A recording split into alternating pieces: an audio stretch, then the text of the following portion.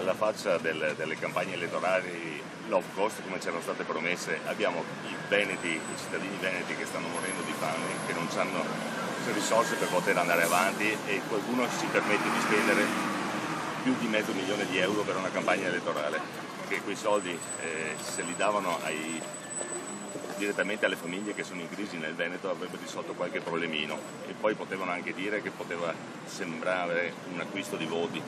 però l'avremmo accettato se aiutavano le persone veramente in crisi. Questi soldi non arrivano nemmeno ai comuni, perché non è neanche stato utilizzato APS per la fissione, è stata utilizzata un'altra società privata, un'altra grossa società privata, e perciò i comuni in modalità non vedranno nulla di questa spesa. Vale di più la campagna elettorale, spendere soldi in campagna elettorale, che lo stipendio di quei poveri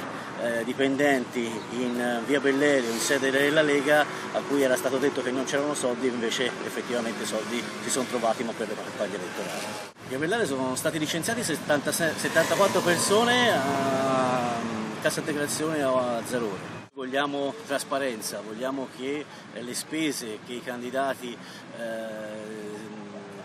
useranno per questa campagna elettorale siano trasparenti e pubblicati sul sito. So che alcuni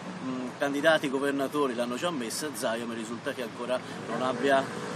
avuto questa trasparenza, e quindi ancora non ha annunciato sia le spese ma soprattutto chi finanzia.